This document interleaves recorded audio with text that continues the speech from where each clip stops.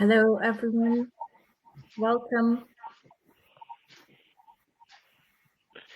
Hello. Hello, everybody.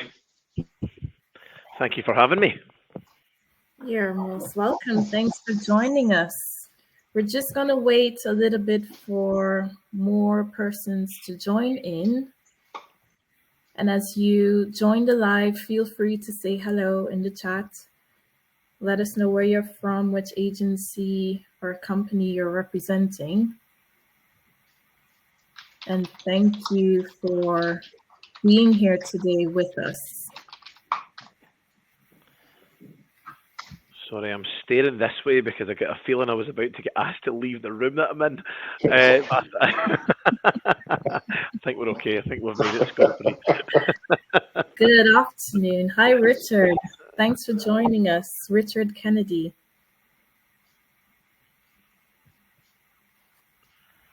Richard from Onara Recruitment. Good to have you here. So we're just going to wait about 30, 40 seconds for other people to join before we get deep into today's subject. Hi, Darren. Thanks for sharing. Thanks for joining us. So happy to have all of you here today. Today, our topic revolves around strategies to master outreach and engagement with candidates and clients.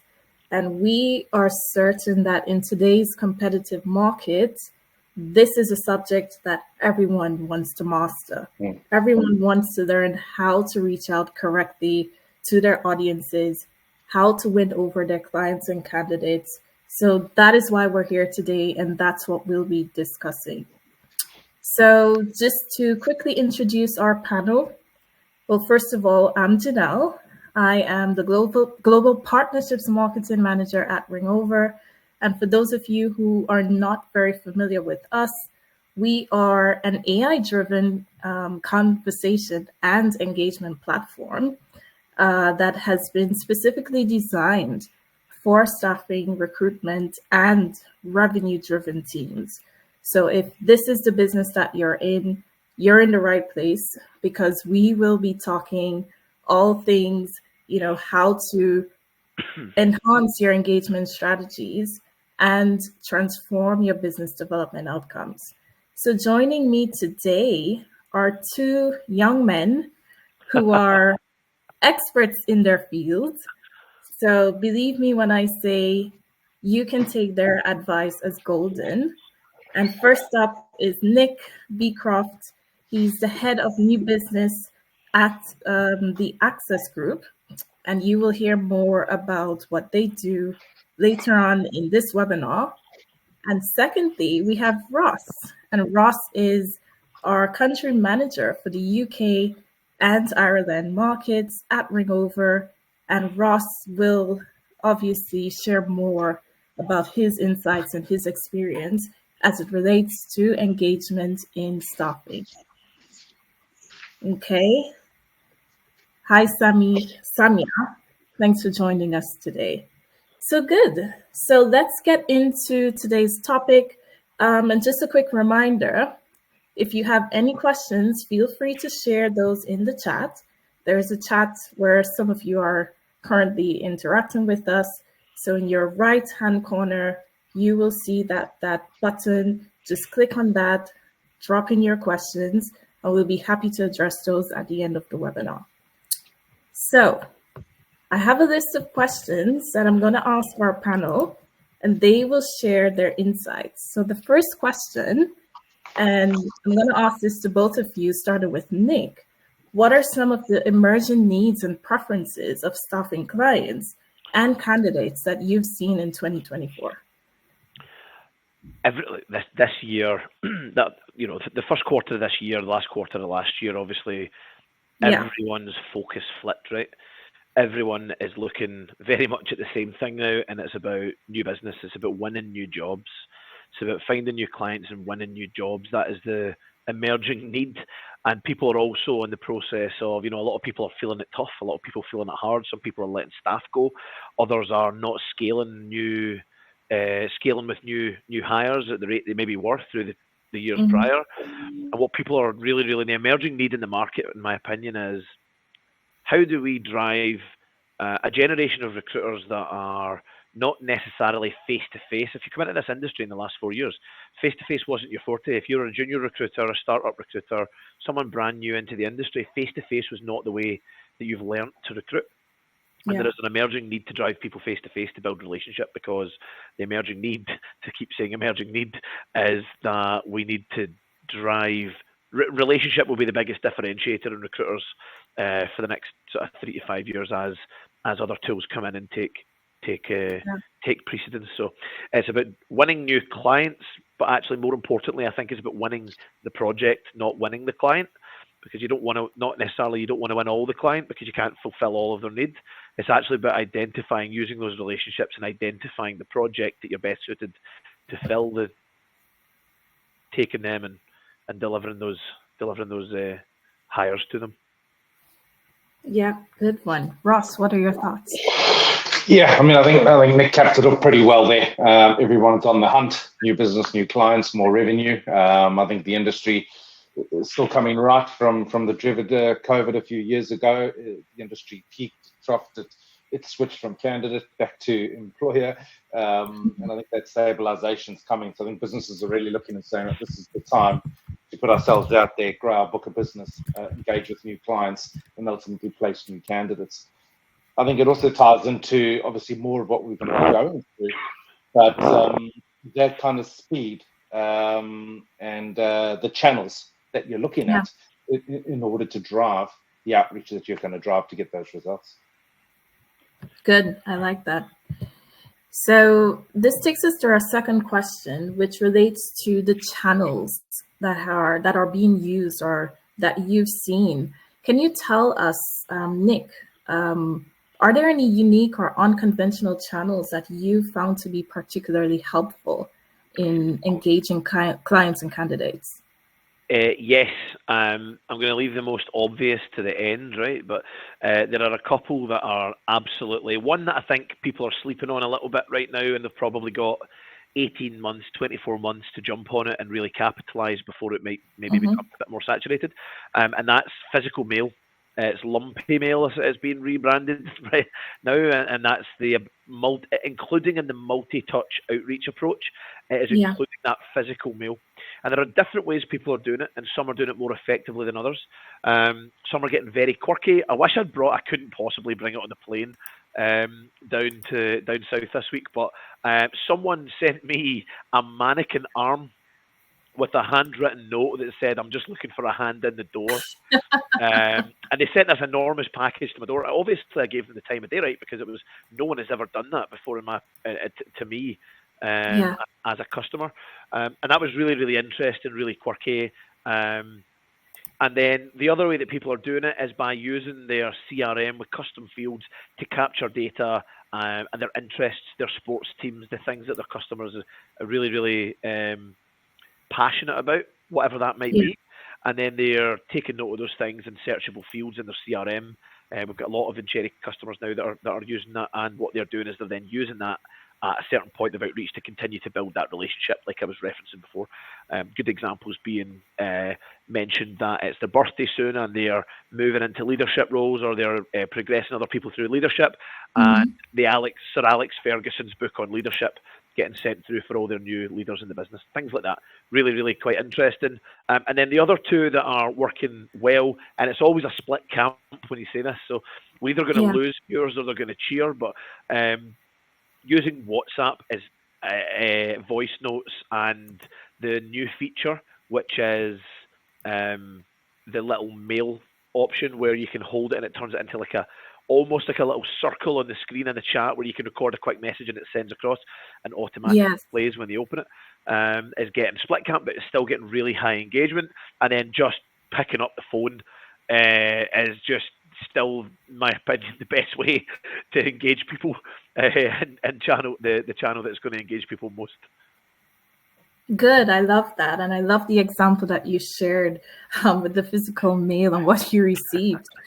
So this takes me to the third question, which relates to personalization. And Ross, I'm going to ask you this one. How important is personalization in outreach? And tell us, what are we personalizing? What should we personalize? Well, I think first of all, can you get any more personal than sending a mannequin arm to someone to get some of their time, right? That or it's bar showing up at Nick's front door by yourself, but there is a line. There is a line here, guys. For me, I think personalization is extremely important. We all get emails that come through. We all know that they've come through from some sort of automation system. And I've received emails that say, hi, first name. So their data hasn't been pulled through. Straight away, as a consumer, right, I'm turned off. It's not about me. It's not focused on me. You're not trying to help me in terms of industry thoughts or maybe just sharing some relevant information with me. It's not personalized to grab my attention. So I think that personalization is key. And it's having a look at the personalization you want to go into. Nick's mentioned some absolute crackers. If you're trying to knock on the door of a large prospect, find out that information. When is their birthday? When do they do certain things? Drop them a birthday card in the post. Go old school. No one else does it. It's going to stand you out. But having a look at that personalization to your market, to the persona you're trying to have that conversation with, is personalizing around that. So I think it's definitely very, very important. And that'll get you the time. And it depends how far you want to go with your personalization. You can go as far as sending an arm over to Nick, or just a birthday card. It's up to you. Yeah, very good points. Thanks for that. And this takes us into our fourth question, which touches a bit more on personality types and traits.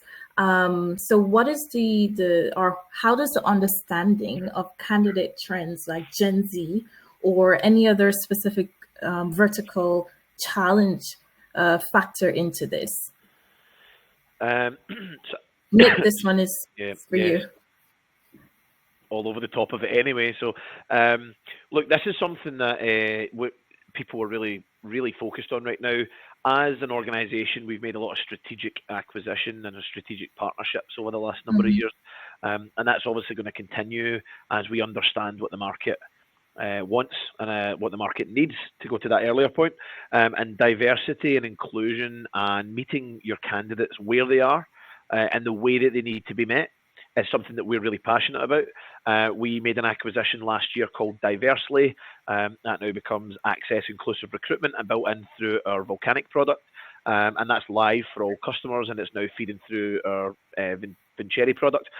What that's allowing you to really do is actually drive wider, more diverse talent pools by considering 9 of the 15 global metrics for diversity and inclusion.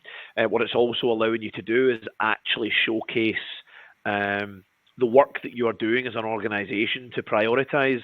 People hear DE&I and some people care, some people don't, and that's just generally the fact. Some people don't care because they don't know how to address it.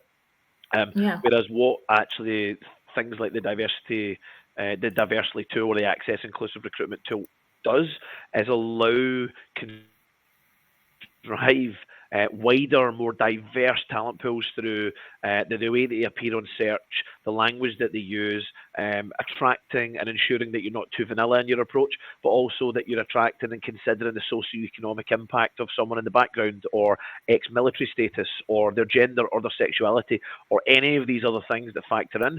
And it's about understanding that everyone is different, and some people won't apply psychologically because of the things and the words and the way that things are structured.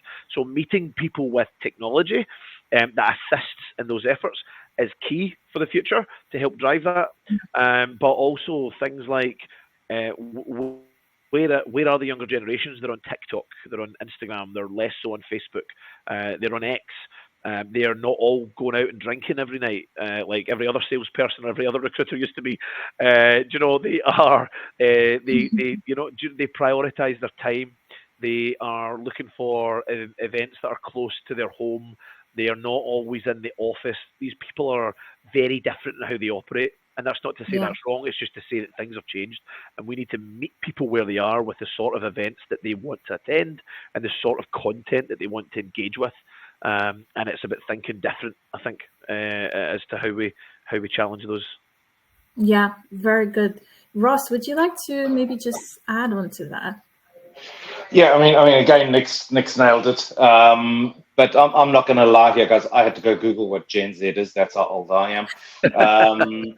And once I Googled it, I found both my kids fall into the Gen Z kind of era. And it was really interesting because seeing how tech has changed over the years and with the platforms that this new generation are using and they want to be engaged with has changed. I need to use a product called Discord to message my children because WhatsApp to them is used by old people. So you've got to be able to change. You've got to be able to pivot. The generation want to be contacted on their terms, and they want to be engaged the way they want to be engaged. And I think as a business, we really need to look at that and what can enable you to do that quickly. Typically, it's going to be tech, and what's going to drive those engagement and give your recruiters time back in their lives. Perfect. That is a very good segue into my fifth question, which is, can you share any innovative tech tools or platforms and solutions that agencies and recruiters should use to streamline their communication and follow-up processes?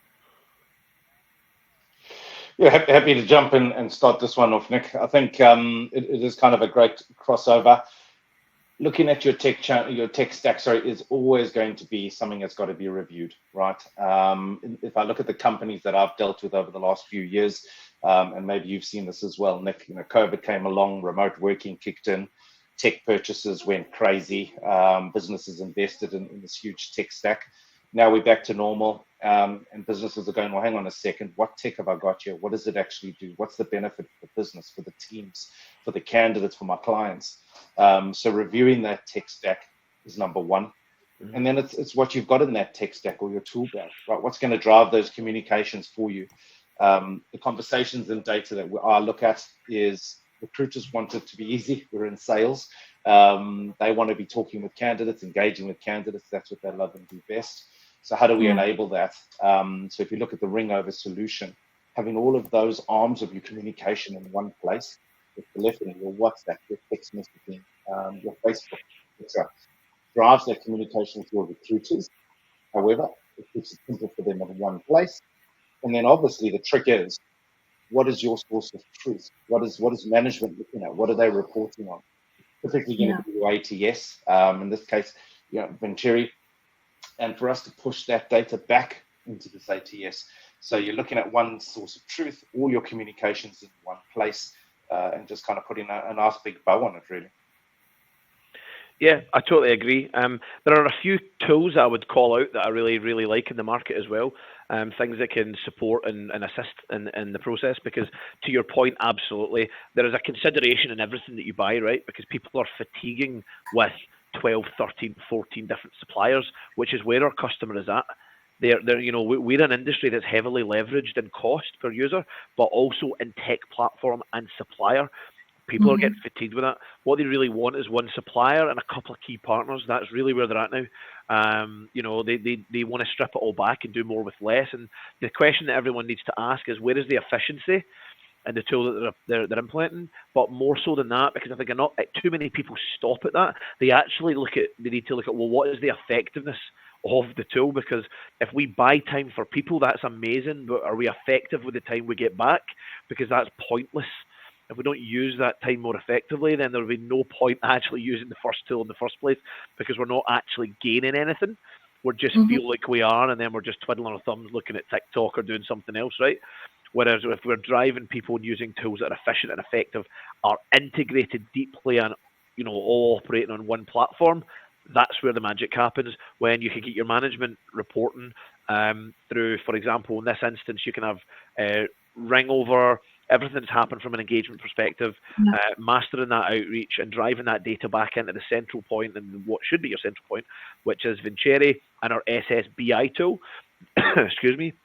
That's when you can start looking at conversions and data, getting the right information when you need it, and then driving the right efficiency and effectiveness at the back of it. But there are a couple of tools that I would call out of people that I've got to know over the years, tools that are fantastic that are coming through. One is Hirara, which I've been shouting from the rooftops for ages. It's a great tool, really driving speed of presentation to candidates, converting their data, converting it into multiple forms of content on that person, and then allowing you to very quickly get that out to market and drive that conversation. So when it comes to winning new business and finding new candidates and placing people, Hira is a fantastic tool. Elay for driving ROI, already over the top of LinkedIn, and everyone's heavily invested in LinkedIn. And how do you get people to really drive the ROI? When you're awake, when you're not awake, and everything. Elay is a great tool as well. And then video platforms are still working if used correctly. I think if you drive the follow-up off the back of it in the manual action and start using tools like Ringover to drive the message, drive the outreach, and then drive the follow-up, then there's masses of efficiency to be had to streamline your communication and your follow-up there too. Awesome. Thank you both for those really in-depth responses. And I love that you touched on the whole aspect of efficiency and effectiveness and how, you measure what matters. And this is really the objective of the sixth question here, which is what metrics should agencies be tracking to know the impact of their engagement strategy? Ross, can you tell us some of your thoughts on that? Yeah, absolutely. I mean, when you're looking at the metrics, and it comes to what Nick was saying, what's efficient? How do you measure that? So for me, it's data. How do we get that data together? Make it easy for you to have a look at what's working, what's not working, what do we need to change, and what do we need to deep dive into. The metrics may differ from agency to agency. If we're focusing on things like your communications, you might be saying, how much time do my recruiters spend on the phone? How much time do they spend in virtual meetings with clients, with candidates? Again, I've got this data. How do I measure it? A lot of systems out there, again, are fragmented. So you've got data kind of flowing everywhere. What's that one source of truth?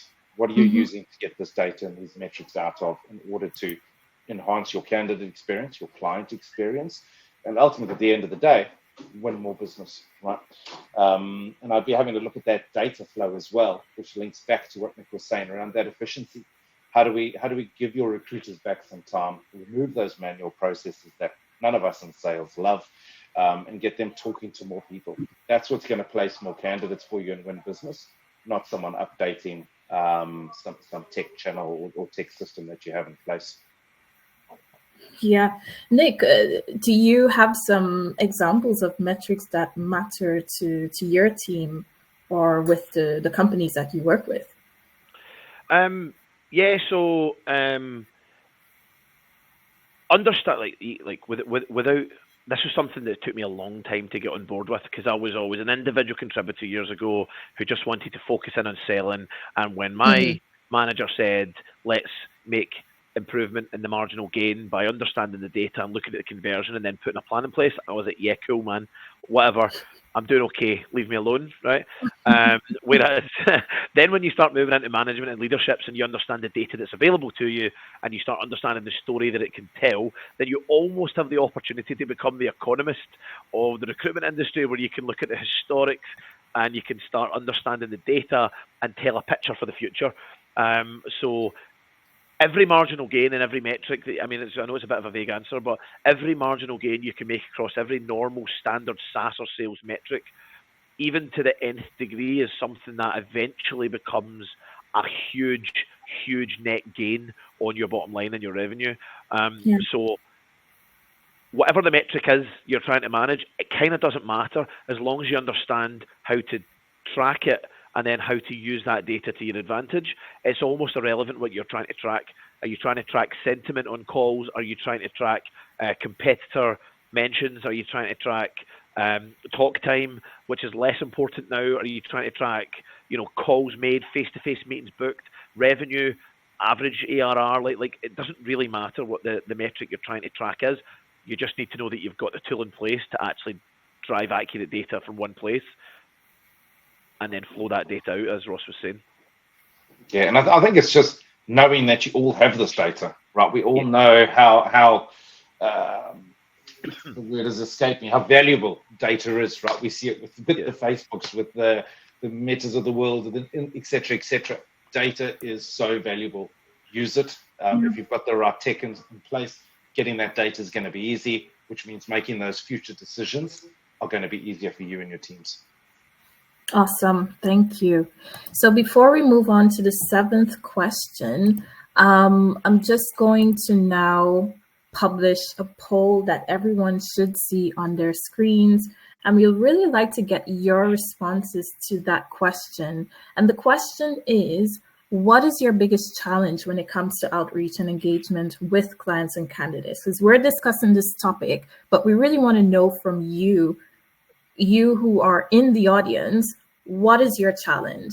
And the options are finding the right communication channels, building rapport and trust, standing out in a competitive market, and maintaining consistent engagement.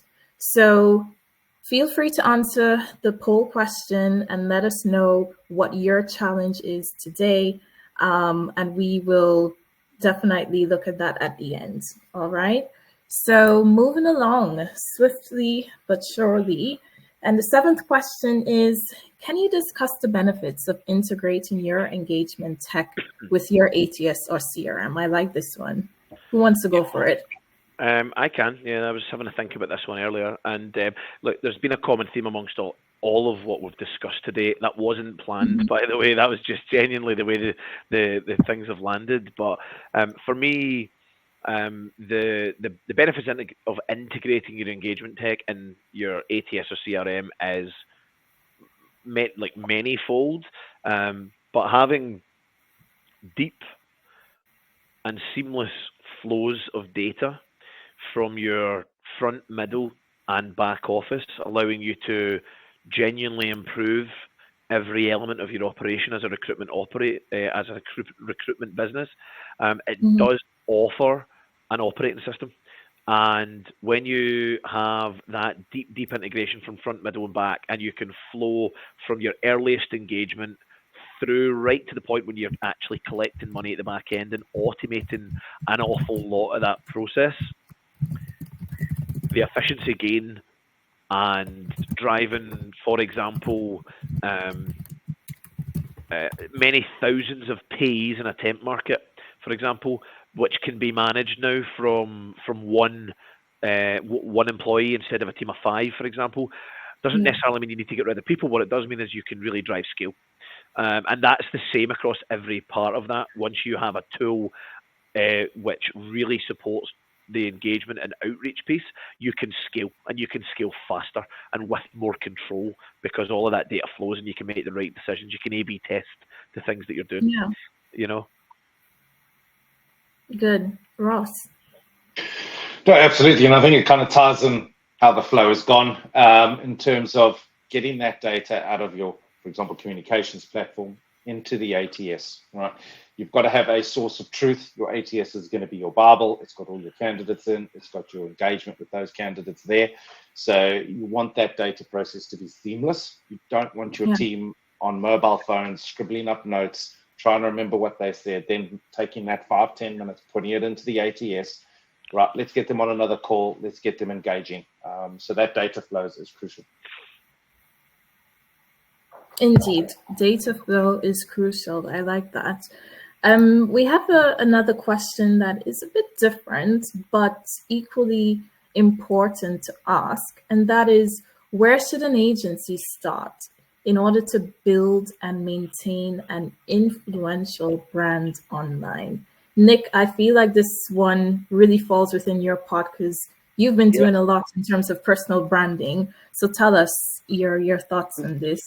I will say Nick is brilliant at this, guys, and really listen. Yeah, if you follow Nick on LinkedIn at all, he is on there. It's not just videos and talking; it's the whole range of things. So go for it, Nick. I'll transfer you that money later.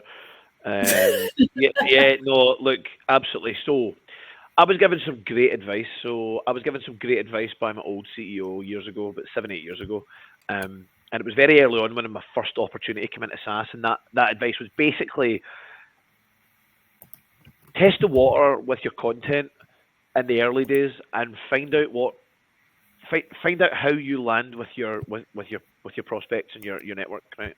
And you'll very quickly figure out what works, whether that be you're the serious guy that's giving out solid advice all the time, whether you're the thought leader that's always highbrow in their content, Whether you're the guy that can always bring a bit of humour, which is where I typically landed, right? Where you can try and find the balance between a bit of humour, not taking yourself too seriously, but bringing a genuine message and driving what you hope to be valuable content to the market. And when you land on who that is, then don't deviate from that.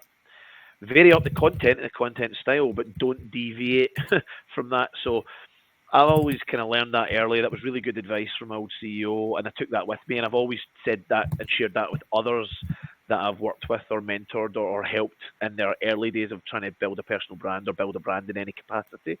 And when it comes to an agency and where they should start, I would give that same advice. Build your brand initially without trying to focus on the brand, if that makes sense. Focus on who you are as a team, focus on the strengths that you have, focus on the things that you care about and the values that you have, and eventually your brand will land. And don't deviate from that. Don't scattergun it. Don't go wild.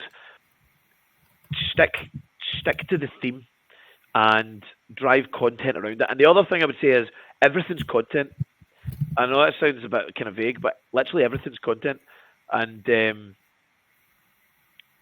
always be content. It's always something that I've always said, because there's always something in something. Not everything. I mean, I'm sure many people have seen the guy who proposed and tried to turn it into some sort of BD lesson the other day, and obviously, quite rightly, in my opinion, he's getting an absolute doing online. And his LinkedIn account should be closed, in my opinion.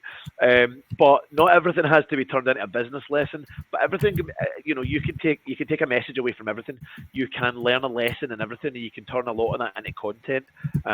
Just be sincere and be authentic with it. Awesome advice, Ross. Absolutely, Nick. I mean, the only thing I'd throw on there, which you do very well, is consistency, right? Yeah. That's what we hear the most of. I'm saying this, and I'm going to put my hand up. I'm not the greatest. So it's about finding that time and making sure you do it. So it's that same message, like Nick is saying, but also that consistency across the channels you've chosen to market your business. Yeah. Good. Great advice from both of you. So here's perhaps my favorite question, and it's also the final question in the list of, prepared questions we had for you guys. So if you were speaking to any recruiter, any agency, director, leader, and you had to share your top 3 tips for them to be able to help them improve their engagement strategies, what would those be? Just let us know, if you do this, then your outcomes can be that. What will be those 3 things? Let's start with you, Nick. So I feel like I just answered that inadvertently in my previous answer. But if I was to nail it down to 3, 1, it would be know who you want to speak to. If you don't know who you want to speak to, you can't possibly know what you want to say.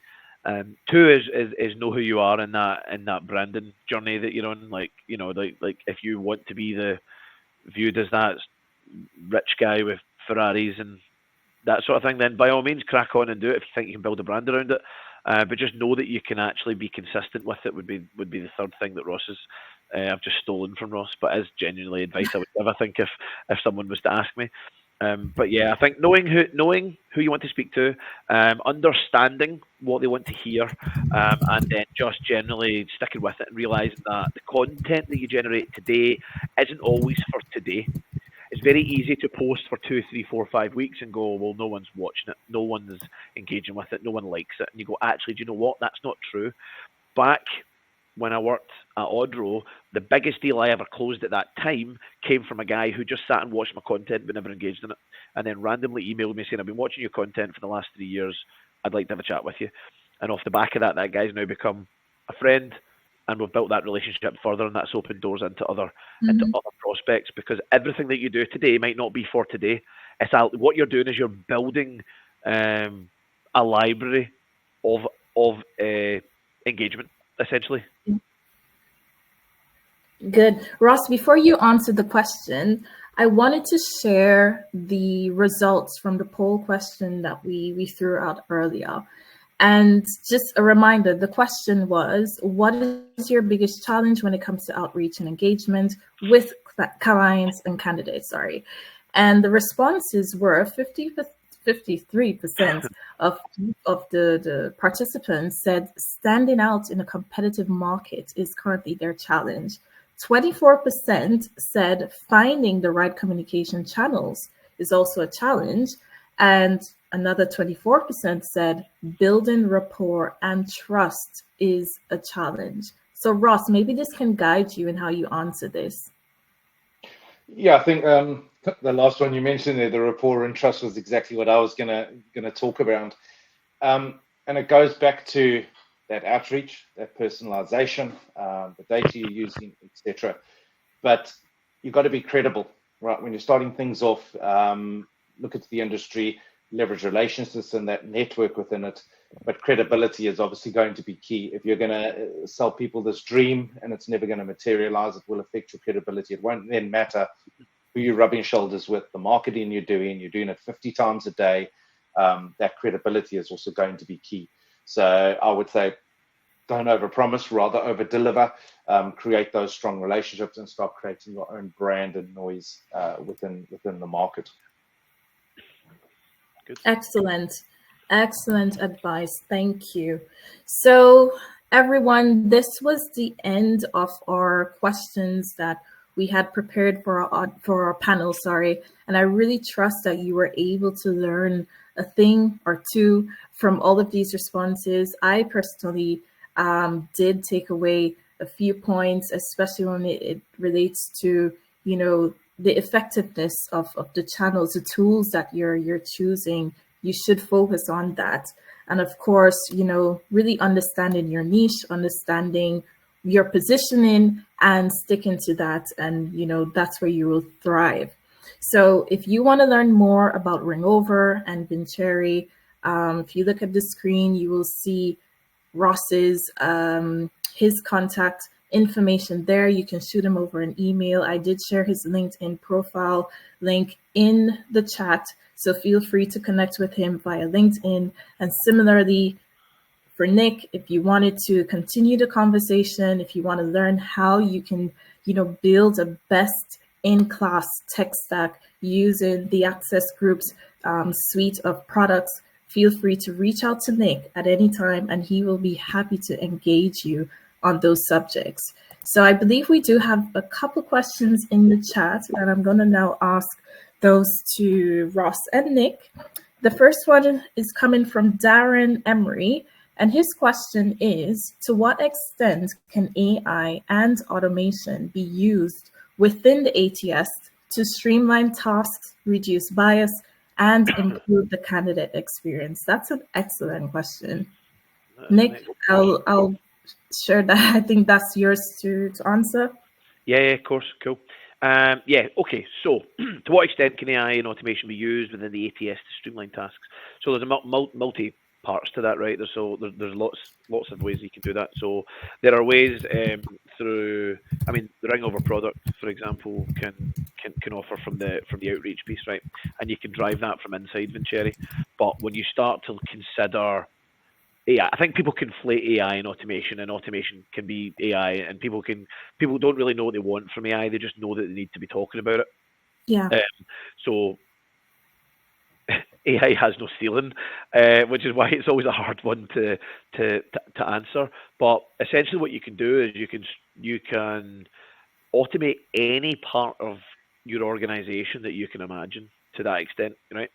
Essentially, what that would allow you to do, for example, is have a fully automated process with some human interaction at the points in which relationship is key to control the process from the very, very earliest part of outreach, whether it be from your website and when you're trying to drive diverse, to touch on the diversity piece, diverse talent pools of people, to drive conversion through things like WhatsApp directly into the hands of your consultant as they operate on their phone day to day. Then capture the information on the person, whether that be through chatbots, which would allow you to then go down the route of, are you winning new business, or are you actually refreshing the data you have in your CRM or your ATS from the people that you have in your system? Do you want to use the robotic process automation technology as part of that to start actually controlling some of the actions to drive at scale engagement with the people that you want to deal with? nurturing them and understanding who they are and what they are and the details that you have on them, so that you can faster source and match them to that point where you speak to them first, and they're getting the right vacancies through things like live lists, or whether that be through things like our Engage portals, where you can actually have unlimited data mapping with the right information feeding directly into your ATS or your CRM system. Whether that be taking out the burden of any kind of formatting or reformatting of CVs through technology partners that pick up the candidate's resume or CV, turn it into multiple types of content and feed it into the documents, whether it be the document builder, whether it be the ability to, without any manual effort, create and send contracts to contractors or to clients to have them signed externally through e-sign products and pulled back, automatically logged, and then trigger an action and to notify the right people in your organization that the next thing has to happen, whether it be the call, the meeting, the onboarding, whether it be the raising of an invoice, the request of a PO. Any part of that process can be driven through automation when you start pairing tools like Ringover through with the Access product suite and the recruitment operating system that we have. I could continue and it could go on, but we have fully automated pay and bill and fast track 360 with complex time interpretation and pay and bill technology, which again, to the point I made earlier, we could have one member of your team managing 2,000-3,000 payees as opposed to a team of 4 and 5. Like the possibilities are endless, but you have to be making sure you're working with the people that are strategically acquiring the right tools the market want, partnering strategically with the tools that are developing fastest in the market, and not sitting resting on their laurels hoping that your price rise after price rise every time you take a new partner is gonna be the thing that's going to be effective for you. So I don't know if that answers your question, but it could be literally every part from front, middle, and back office that you could streamline if you wanted to. Yeah, I think it just ties back to what we were saying earlier with knowing what's important for your team, where you need to be more efficient, where you need to be more effective, and zeroing in and investing in those areas and using AI to support those. I wanted to ask the same question to you, Ross, because I know at Ringover, AI has been at the center of how we've really driven our product forward. So can you tell us, maybe answer that question using Ringover as an example? Yeah, absolutely. And I think, when we talk about AI, it's first looking and going, what do you want to achieve out of AI? Okay, it's all fantastic. It's out there. It'll be buzzing for the next few years. What do you want to achieve with it at the end of the day? What does it mean for your business? So when we looked at that from a Ringover perspective, from a communications perspective, we built our AI as a time saver, data management, to really help teams leverage that. So if we look, for example, at a live call, if I gave Nick a call, we're going to transcribe that call and summarize that call. And more importantly, we're going to push that data automatically back into Vincere. What does that mean for you? It means you've got a 40-minute call with a recruiter and a candidate. You've got all the keywords highlighted that they have mentioned and spoken about. You have a full summary back into your ATS. Now, some providers say, let's drop everything back into the ATS. For us, no, because do you really want a 40-minute conversation in text sitting in your ATS? That's going to get maxed out pretty quickly, and you're going to be shouting at Nick saying, my system is slow. So let's put that important data you need in there and leverage the AI in that positive manner. But I would definitely be saying to you, grab a notepad, grab a pen, say, where do I want to be with AI? What do I want AI to do in my business? Right. What partners, what tech is going to help me achieve that within my business? Don't jump on it because everybody's on it. Clearly have a look at what do you want to get out of it. Exactly. Lovely. Well, I don't think anyone else, or should I ask, do you have any other questions for our panel or esteemed audience? We just have a question coming in from Travis, and that question is, candidates in different countries showcase their talents differently on paper and oftentimes more modestly than the US. When it comes to outreach, How do you build instant trust when messaging and connecting with prospective talent? That's a lovely question. It almost Anyone, if you feels like go for all it. these questions are planted because they're so well written. Uh, Our that is a really audience, good. they're good writers. They're excellent writers. That's why. Absolutely, Travis. We've got openings in our marketing team if you want to apply. Ross, I don't know if you've got an answer. I've got some thoughts. So it's all about building trust. So let's focus Yeah, on that it's question. How do you build trust? for me again, it's I think it goes back to that personalization, right? How am I reaching out to this prospective candidate, to this talent pool? What am I saying to them? How am I positioning it? What is my brand? What is the way I'm communicating it? Am I personalizing it for this industry, for the role I'm recruiting for? There's so many little elements that will create the big picture for you. And that's how I would be having a look at that. If you've got a product, for example, similar to the Cadence module that Ringover offers, where you can build in these steps of communication from an email to a WhatsApp to a text, you'll very quickly be able to identify how does my candidate want me to communicate with them. Right, that'll drive your communication. It'll drive it quicker. And again, it depends what you're going to be saying in that messaging to build that trust and rapport to get them to be interested in your role, and hopefully you place them. Yeah, I agree. I also think that it's really, really important that I think the question highlights that people, when they enter into any recruitment role or any sales role, that you need to absolutely in that industry, because if you don't, and you don't deeply integrate with the industry, understand the terminology, understand what they mean, understand what they do, then you're never going to relate, right? They are never going to relate to you because you're never going to be able to put yourself in a level where they bought that trust. I was, to use me as an example, my favorite subject is me. And to use me as an example, when I was a mechanical engineer, so I was a CNC programmer in the oil and gas industry for 8 years, right, when I left school, before I ever entered into recruitment. And when I came into recruitment, I came in as an engineering recruiter in this space I was in. And the 8 years prior, and the knowledge and the understanding, the deep technical ability to talk to that person on their level about the job that they do, very quickly set me apart from the rest of the recruiters, because there are a lot of recruiters that can't possibly all do the thing that they recruit into. They can be good recruiters, they can learn, but they can't all be industry experts. It's impossible, right?